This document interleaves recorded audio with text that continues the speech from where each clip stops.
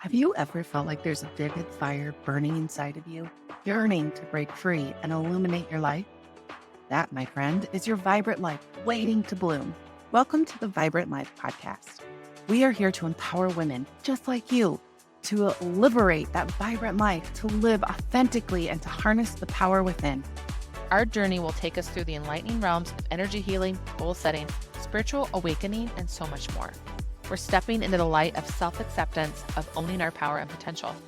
If you have been yearning to dive headfirst into the world of entrepreneurship, or awaken your spirituality, or simply make peace with yourself, your search ends here at the Vibrant Life Podcast. As we embark on this enlightening journey together, we promise to hold your hand through every step of your journey to a more vibrant life. Your adventure to true empowerment and authentic living begins here. Tap into the vibrant life you've always dreamed of. Subscribe now and join us at the Vibrant Life Podcast. Embrace your vibrant self. Until then, shine on. Shine on. Welcome to the Vibrant Life Podcast. I am Cassie. I'm the founder of the Vibrant Life Society. I am a life and productivity coach as well as a project manager by trade. And I'm Audrey. If you listened to the last episode, you know I struggled with my intro. So today I'm going to tell you that I am an energy healer, a life coach, and I'm a nurse by trade. I love that. It went so much smoother today. I love that. You nailed it. So today we're going to jump into talking about self-acceptance. I think has been a lifelong journey of most of my life not accepting who I am as a person and trying to fit in and struggling with that big time. And so it wasn't until the last few years here, we keep going back to the spiritual journey I'm on, that I finally figured out who the heck I even am. Yes. That was something I really struggled with. So yeah, I think we've both learned that, accepting ourselves in the different forms that comes across has been foundational in really living out our purpose and living authentically. And it kind of sounds like it started at the same time. My real journey into discovering who I am started when I was 28 and a new mom and single for the first time in my adult life, and was like, oh, cool, who am I? right. Who am I? And then going on this journey to figure that out and trying different things. And so we'll share some of that today. But absolutely. I love that. So we kind of want to talk about, why do you want to self-accept? What's the importance of it? Right. So some of the reasons we want to be self-accepting, it's going to enhance your mental well-being. It'll increase your resilience. It allows you to be authentic and to fulfill your life's purpose. It improves your relationships. It makes you feel empowered and self-confident. It gives you healthier coping mechanisms. Yeah, so let's relate that to my own life. I know before I really discovered who I was going into situations and trying to identify what other people needed me to be. Absolutely. It wasn't about me. It was, yes. What do you need and how can I provide for your needs? And I'll just twist myself into a pretzel to be whoever you need me to be. Yeah. And it's like, not only did no one else know me and the true me, I didn't know who I was either. Yeah. And then how do you have authentic relationships, and how do you have peace in those quiet moments when you're just like, cool, it's just me, myself, and I now. And what does that mean exactly? Because I could be this me, or I could be this me, or I could be this me. So who am I going to be in this moment? Mm-hmm. And there's no continuity. And I think it brings a lot of stress, and that pulls in the enhanced mental well-being, or the better mental health, because you're stressed all the time, trying to figure out who you are and who you're going to show up as. And what everyone else around you needs. Yes. We just kind of talked about that a little bit ago. Is I found joy in, I'm this chameleon. I can go into any one labor and delivery room and figure out who those people are and who they needed as a nurse, and then I would show up as that person. I mean, it was a gift to those people that I could do that, but how much of myself was I sacrificing in those moments to be who everyone else needed? And it wasn't just in my job, it was in all the other relationships as well. And so that does bring a lot of self-sacrifice when you're not being your true authentic self. Yeah, and I think a lot of that was rooted in limiting beliefs, which we had talked about before, of am I worthy of love? Living in that state of unworthiness and fear of, if I truly show up as my true authentic self, is that going to be accepted? Mm-hmm. And the great thing about self-acceptance is when you love who you really are, Yes. and you are confident in yourself and have accepted every piece of yourself, you can show up to a room and say, some of these people might not like me, but that's okay. Mm-hmm. I still like me at the end of the day. That's exactly it. And there's so much peace and empowerment to that. Like walking into, I mean, it's just impacted every piece of my life. Walking into an interview, walking into a date, whatever. I'm not like getting my validation out of how other people see me. It's how I see me, and if I still like myself at the end of the day. I think that seeking validation outside of yourself is super important. It's not necessary. In fact, it can take you in a million different ways. The only person that needs to approve what you're doing or what you're feeling or how you're showing up is you. Nobody else matters. And I think it's really important for women especially to understand this self-acceptance, because we do serve so many different roles. Mm-hmm. And everyone wants something different from us. So you're showing up in your every day as maybe a mother, maybe an employee, maybe a boss, maybe you're showing up as a wife or a girlfriend or whatever you are. You play all these different roles and everyone's wanting something else from you. And if you can't show up authentically, you're constantly changing who you are, how you're showing up, and that is frankly exhausting. It is exhausting. It is. And then at the end of the day, are you happy with yourself? Are you happy with how you showed up? Are you happy with the relationships you've cultivated? How can you cultivate these amazing relationships around you if you're not who people think you are? Right. So I have this very strong memory from when I was married. I was driving down the road with my ex-husband, and I remember thinking, we were just like talking, having a conversation that it felt like we had had a million times before. And I was just like, wow, I don't like who I am when I'm with you. And that was devastating, being married, because this was years before we got divorced. But it was like, if I don't like who I am when I'm with you, do I like myself when I'm not with you? Yeah. And then that took me down a whole rabbit hole of really realizing, like, I don't know who I am. I've shaped myself around what everyone else needs. Mm-hmm. So I show up completely different when I'm having a one-on-one conversation with my ex-husband than if I'm having a conversation with my best friend. Yeah. And I think that can be okay to some degree, but if the core essence of who you are is still blanketed and hidden, then none of those relationships are really real. Mm-hmm. And that's really on me. We can say a lot about how my marriage ended, but I also didn't show up authentically. I hid a lot of my opinions, and that was all rooted in self-doubt, which is really the biggest obstacle, in my opinion, to self-acceptance. You have to overcome that self-doubt and that fear before you can truly accept who you are. Yeah, I think we should probably jump into how do you do that?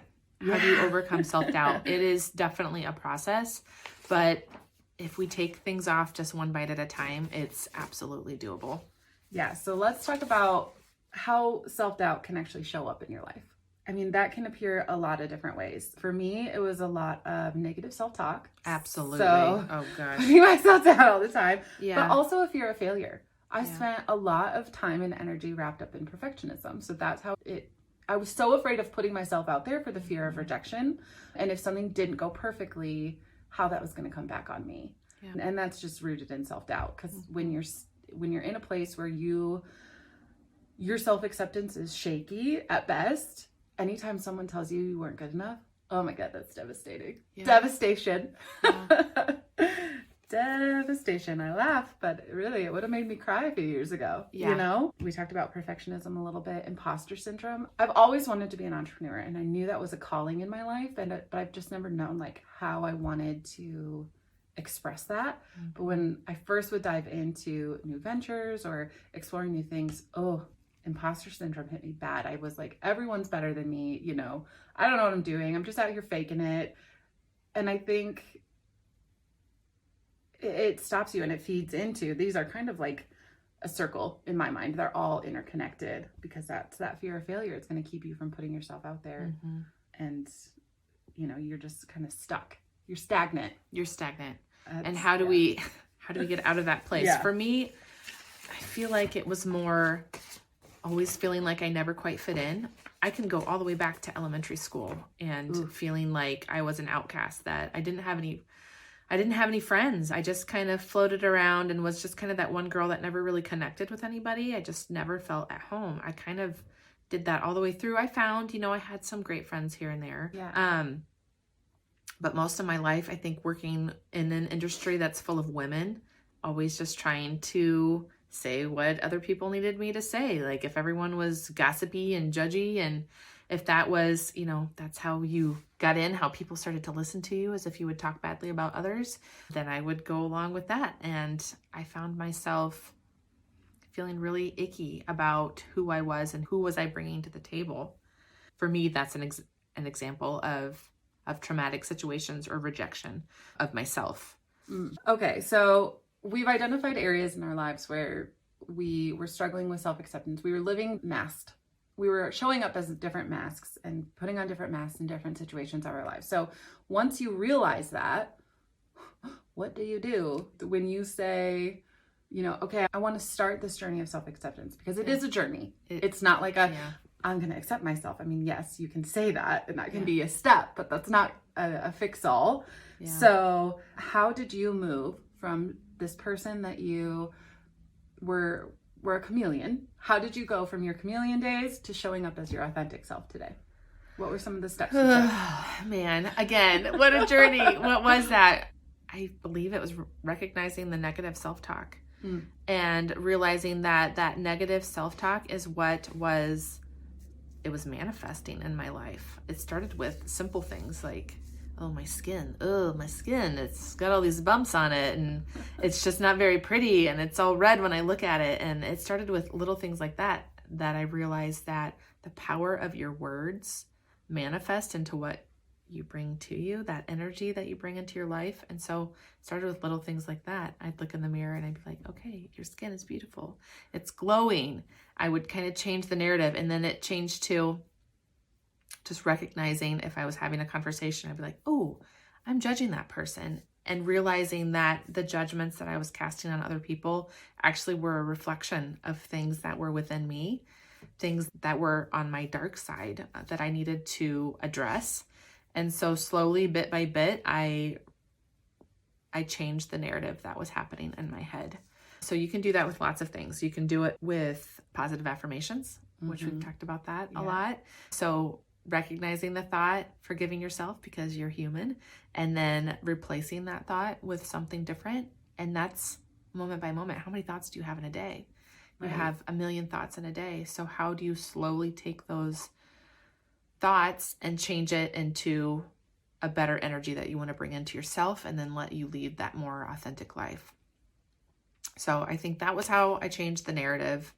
But then as far as bringing my authentic self, do you have any great examples of how you brought how you changed from? I think for me, it probably started in that moment of realizing I don't like who I am. Yeah. And so it was, I'm a logical person. Everything has to be intellectualized. I have to go through it. So for me, it was sitting down and being like, okay, what don't I like about myself? What energy am I bringing? And I probably didn't even use that word because that wasn't even part of my vocabulary at the time. But why didn't I like myself? And it was because we were talking shit about somebody. And I was just like, that feels icky to me. It feels very icky. It feels icky. And so I was like, okay, so that's an action that I don't want to feel. I don't want to feel this feeling again. So that's an action that I need to reevaluate. And then that just became a value of mine of we don't talk shit behind people's backs. That's not something that I, as an authentic person, am going to participate in. So for me, it was identifying in this moment, this doesn't feel good to me. Or anytime I would stifle my opinion with people that were supposed to be my people. So whether that be my husband at the time or with my family, recognizing it. I mean, just becoming aware of all the times that I was slipping in that mask. And I think that was kind of how I got the ball rolling. But a big piece of that was compassion, self-compassion along the way, because that's heavy when you're looking at yourself and be like, ugh, I don't like this person. Yeah. That can take you down a really dark path, or you can turn it around. But it takes a lot of forgiveness along the way. And for me, I needed to understand how I got here, what relationships got me to the place where I was at. And then I think a big piece that we need to talk about is on this journey of self-acceptance, when you show up as your authentic self, you might lose people along the way. They might not like you. And that's rooted in a big fear. I mean, there's a reason you're putting on that mask, and some of those people aren't your people. And I think you have to be okay, but the more you love yourself, the more you're going to be okay with the people that actually do fall away, because well, they weren't in alignment to begin with. They just didn't know that because I was hiding. Like, that's exactly they right. thought we were the same, and meanwhile in the back of my head I knew we weren't. And so you have to be okay letting them go. And that's something that happens with spiritual growth. As you dig closer into who you are, people will fall away, but then the best part is that new people will come into your life. Yes. And your circle might be small for a little while. My circle has been small for a few years, but now I've got Cassie in my life, which is really amazing. My circle is slowly growing, but you're calling in your vibe tribe. Yeah. There's this video that I saw that was like, there was these, can you think of like that? Oh, the balls, the mathematical balls. Oh, what's that called? yeah. I don't know. But like the pendulum thing. The pendulum thing with the mathematical balls. Balls. How many times can I say that? How many times am I going to take balls out of when I edit? None. So You're going to leave it all in there. I think I will leave it all in there.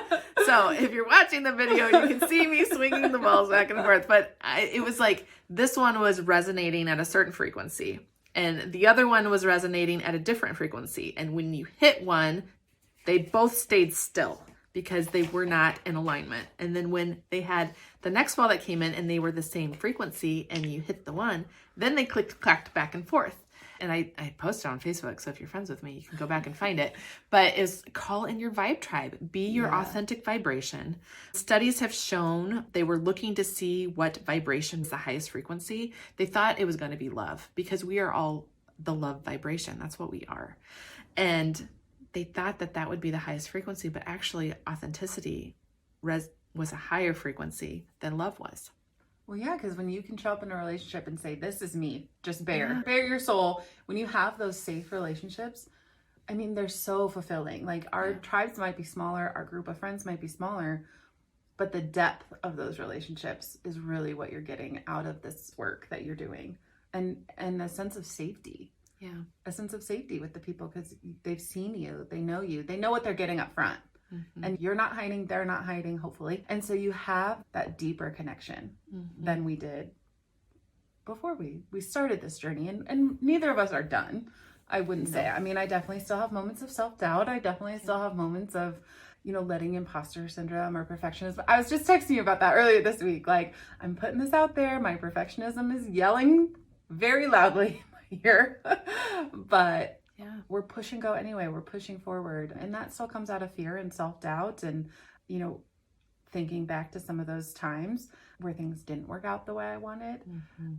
But I think the difference is where before, if something didn't go my way, that reflected so much on my personal value of myself. Yeah. It was a reflection of my value, where now it's like, oh, that opportunity didn't work out. Or what can I learn from it is my first inclination, instead of it taking months or years of self-recrimination to then get to that point and be like, maybe I should learn something from this. Right.